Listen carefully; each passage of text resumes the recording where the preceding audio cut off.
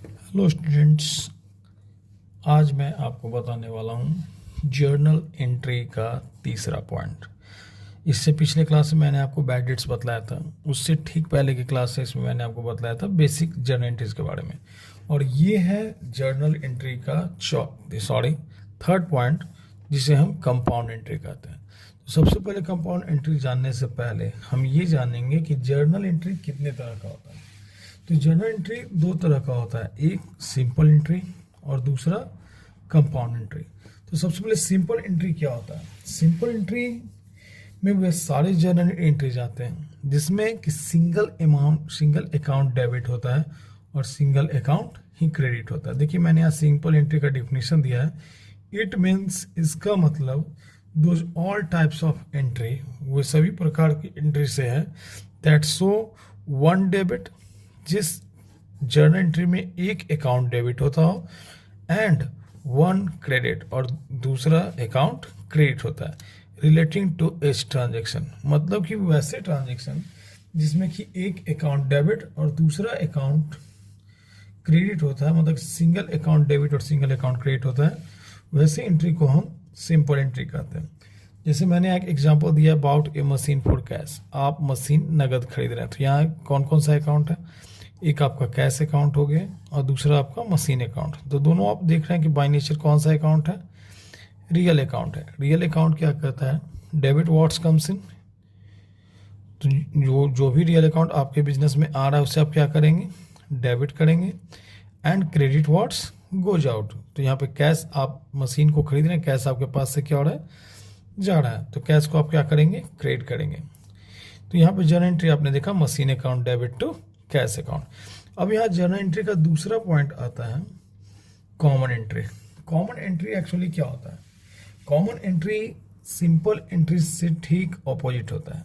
जैसे simple entry में होता है कि वैसा एंट्री जिसमें कि सिंगल अकाउंट डेबिट और सिंगल अकाउंट क्रेडिट होता है, लेकिन कॉमन या कंपाउंड एंट्री में होता है कि जहाँ एक से ज़्यादा एंट्री, एक ही एंट्री में एक से ज़्यादा डेबिट या एक से ज़्यादा क्रेडिट हो। मतलब कि वहाँ सिंपली दो अकाउंट नहीं हो, दो से ज़्यादा भी अकाउंट भी हो सकते हैं, 3, 4, इसकी कोई निश्चित सीमा नहीं है।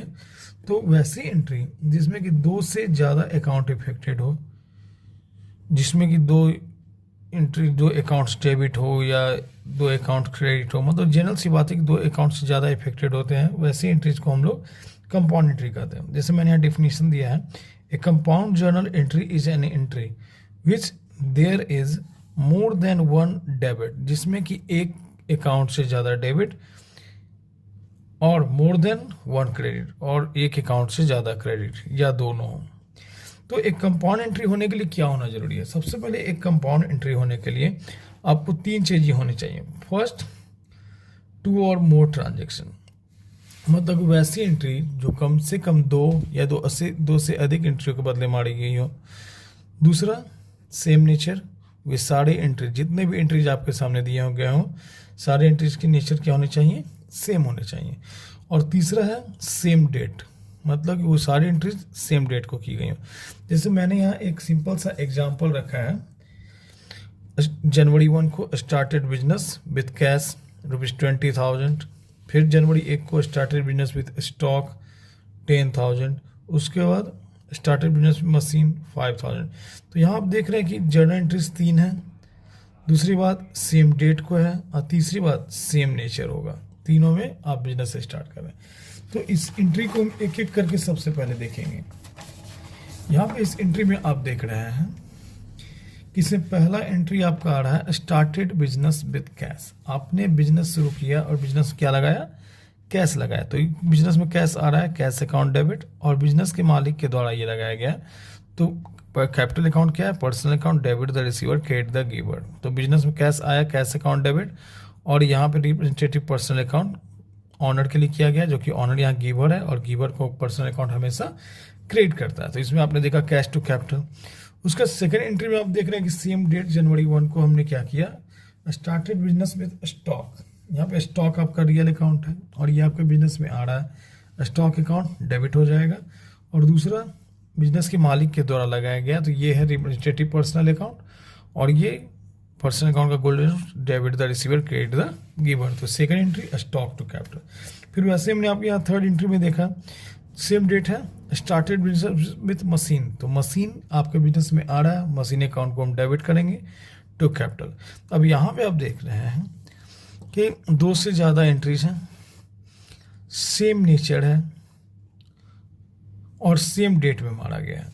तो वैसे में यहाँ पे आप या तो आप तीनों का सेपरेट एंट्री रिकॉर्ड करो या फिर इन तीनों के बदले एक एंट्री आप मार सकते हो। यहाँ पे आप देख रहे हैं यहाँ भी कैपिटल क्रेडिट, यहाँ भी कैपिटल क्रेडिट और यहाँ भी कैपिटल क्रेडिट है। तो तीनों के बदले आप कैपिटल क्रेडिट करो।